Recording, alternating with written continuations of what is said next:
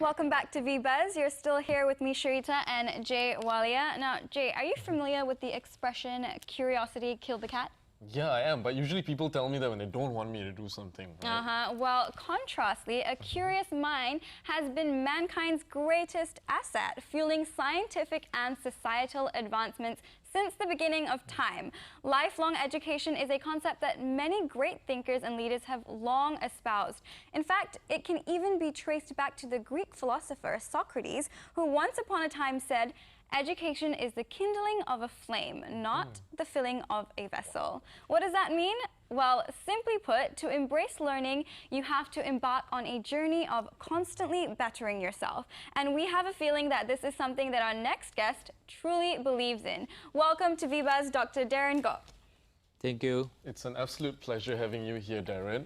You're the founder of My AOne Learning. Could you tell us a bit more about My AOne Learning? Okay, My AOne actually is an online marketplace that for all the local classes and instructors. So you can basically find any type of learning activities in one place. For instance, like private tutoring, swimming class, yoga lesson, music lesson, even cheerleading or even cooking lesson. So we partner with all the learning centers and institutions, as well as freelance instructors, teachers, tutors, all in one. So in Malaysia alone, we have been about a year and 2 months. So now we have about 3,000 partners all over in Malaysia, and in Singapore we have 500. And we just ran a campaign in Jakarta. And interestingly, we got about 2,000 private tutors in Jakarta, but we still haven't launched our website there yet. Well, congratulations on that. Thank you. You know, rewind a little bit to a year and a half ago. How did the idea for this platform really come about? It all started about a personal pain point, the very bad experience that I feel.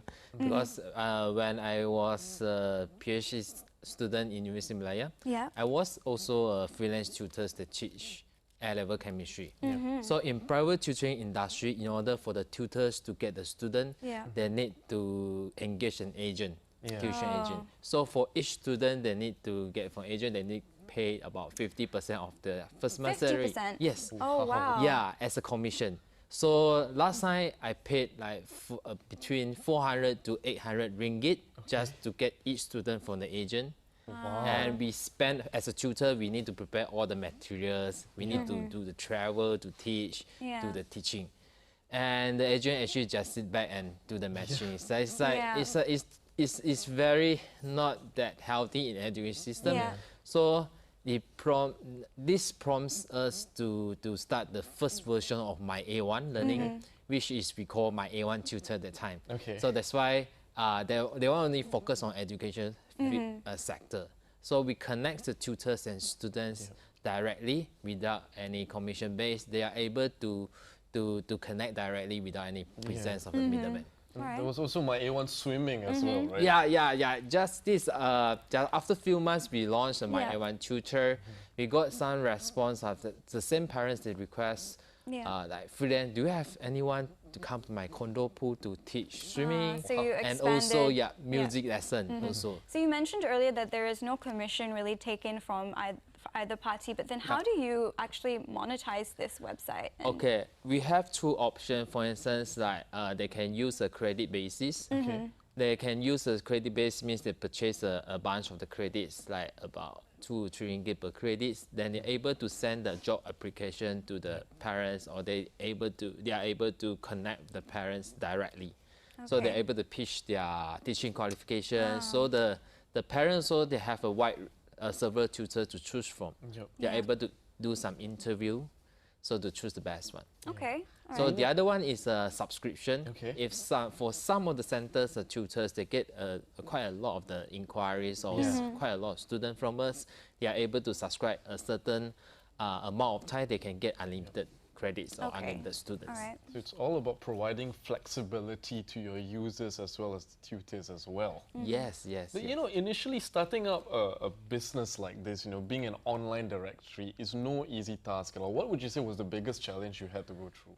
Yeah, true. This starting is like what we are doing actually is a marketplace. The biggest challenge for marketplace is the same for all the marketplace. It's a balance between the demand and the supply. Because we want to get on board the supply side, which is for our case is the lesson providers, and also the demand side in our case is the learners. So sometimes you have to feel like chicken and egg problems, like something which you should go first. Like if you get on board the supply side, and when you have no learners yet, they don't feel like want to join you, or they don't feel the benefit. But you want to get the learners when you don't have any supply. So they say there's no supply, there's no lesson provider. Why? It's like this platform is not useful. So it's all about creating a good product. As you know, our first studio guest mentioned, you have to create a really great product in order to be able to market it. So how do you really go about ensuring that your product is good? Meaning, how do you vet every tutor you bring on board? How do you make sure they're of a high quality? Okay, in terms of product, we really need to do some intense market research, understanding what the market wants and what the pain point or what is the problems exist in the market, especially in education. And every single sector also they have their own problems. And what are some of the problems that exist in the education market? Education market, for instance, one of the problems that the tutor is paying too much for to get the students, and the job is only like lasts for a few months. It's very painful for the tutors. And the whole matching process is totally non-transparent. So for instance, with the present on middlemen, usually they need to get the commission, they only connect the parents and students. So parents don't have the chance to talk to the tutors unless they confirm the tutors. So there's a risk that parents you hire a wrong tutor, especially is very painful if during the last minute preparation for the exam. And speaking about hiring the wrong tutor, how do you make sure really all your tutors are the right tutors, they're good quality? So actually we are a bit challenging for us really to qualify all the tutors, because we don't have the chance to go through their lesson personally. So what we can do is like we gather all the reviews and rating. We establish a review and rating system. So to exploit the system, then we gather the word of mouth of their previous students. So they give a better sense of the quality of the tutors to the next learners or to the future learners.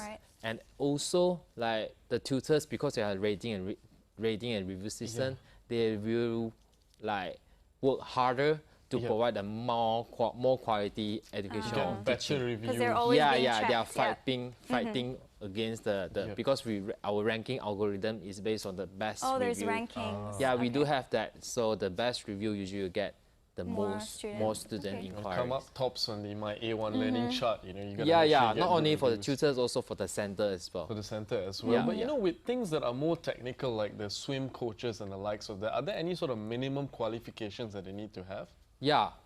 For certain type of the category, for instance, swimming, we don't really believe that as long as you can swim, you can teach, because it involves the life, the safety of the learners. So that will, in the back-end side, we really vet their qualification. Like for instance, they need to have a life-saving certification. So it's a certified swimming instructor. But for other type of the verticals, for instance, like music lessons or piano lessons, actually it's we believe anyone can teach, everyone can learn. So no matter how minimal knowledge do you have, you can actually share with others to generate some income for yourself. I really like that phrase, anyone can teach, everyone can learn. That's lovely. Thanks. Coming from an academic background yourself, what kind of values did you really want to build your business on? The values, because first one, we think that the quality education is very important. Like just like I mentioned, the pain point, if like parents hire a bad tutor, like just before the exam, and it's very painful for parents. So that's why we established a review and rating system. So secondly, the transparency is also very important. Like just like I mentioned, the private tutoring industry is totally non-transparent with the present of the middleman. So we want to make the whole process, get the student or get the tutors or get the lesson providers totally transparent. And then lastly is a scalable education. So we think that anyone should have the access to the education, the quality education. So actually in near future, we do have the thought to implement like live teaching, Skype teaching, also online lessons. So anyone have the knowledge sharing. We do not have like the location or time constraint on that. And you know, with now, because a lot of people are moving towards e-learning. Yeah. I know, but for your website, it's mostly offline learning as well. So how far away are we from actually going towards e-learning? Yeah, surprisingly, current market in Malaysia and maybe in Singapore, like in some of the South Asia countries, most the parents or people, they like the personal touch. They like the in-person lessons. Face-to-face. Face-to-face. That's why we started as a marketplace for local classes. And we gather all the lesson provider. So in near future, the trend might be shifted or might be slowly changed to like more to like online learning type of the class. The one is very awesome also because like they don't have the location or time constraint. And like, so we gather all the lesson providers and by the time when the market is more ready, we implement the features that anyone well, you know, in these times, it's all about, you know, providing a customer with more options. So that would be great, you know. But as you mentioned earlier, you started off with just normal lessons, but you moved on into the extracurricular kind of region. How was this change for your business? This change is really helpful for both supply and demand because from our experience, we got we know that some of the tutors, they registered as a tutors on our the first version, My AOne tutor as a tutor. Then we found that actually the same person is registered as a piano teacher in other classified site. So it's really helpful for them to gather all the skill sets they want to share with others. Even maybe they do sewing, they do teach sewing, for instance, they can gather all the skill sets in one place. But as a business, Darren, how hard was it to really kind of expand? Was it very difficult initially? Initially, yes, because there are so many categories. So we do focus on the educational, swimming, and music. These are the three categories we started. Like you mentioned, it's like My AOne tutor, My AOne swimmer, and My AOne music. But now you also have, you know, baking and, you know, other kinds of slowly activities. We need to like be strong in one vertical before we open the other vertical. But anyone, you can structure your classes. We welcome all the instructor or teachers to structure their profile in any type of the categories. But in terms of focusing, we focus more on the educational, swimming, and music first. But of course, you know, pivoting your business or evolving from your business, like, you know, you started out with the curricular stuff and then there was a demand for extracurricular and you went that direction as well. But one huge challenge, of course, is funding. How did you go about securing the funding? Currently, from our experience securing funding, we have the experience that we secure a government grant from Cradle, which is CIP 150 last year. So this fund can be used solely for product development. Is that the first thing you use the funds for, though? So it's really helpful. The fund is very helpful in order to further develop your platform and also our mobile applications. So actually, you have any idea, innovative idea, actually you can pitch your idea to the creator and apply for this fund. You change. You help you to really realize your idea into a working And how product. was that whole process for you, really applying for the grant and everything? Was it a difficult process or did you find it quite easy? Cannot be said quite easy. It's really, you take some time, but you need to really understand what the grant, like what the creators, like for instance, like what they want, what is the key thing that they are looking for to fund your idea. You know, we often hear, you know, because of course, you know, founding My AOne Learning is a very big thing. Education's a big business as well. But you always hear about, you know, forming a knowledge-based society. What does a knowledge-based society mean to you exactly? Instead of knowledge-based society, we think we should form a knowledge-sharing-based society. Because like, knowledge sharing is very awesome. For instance, maybe you are looking for looking to learn how to cook Italian food. So it's how cool if you are able to find someone in your neighborhood that can teach you how to cook in Italian food, and it will generate some income for the instructors. Of course, it's all about sharing and, you know, imparting all your skills on different people. But, you know, how do we really get there as a society where everybody kind of, you know, has a lot of knowledge to them? In the next 10 years, how do you think us as a society can really achieve that goal? Actually, a lot of people of you guys actually have the knowledge. Just maybe they do not know that actually I can share the knowledge to others, and maybe it's part of the sharing economy. You can generate some income for yourselves. So it's just the awareness that you can share the knowledge to others. At the same time, maybe you can learn something from your instructors or from your learners as well at the same time. So it's a knowledge sharing. It's like so that's why we come into a place that we want to provide a platform for this purpose. So that's why we, like, again, our tagline, anyone can teach.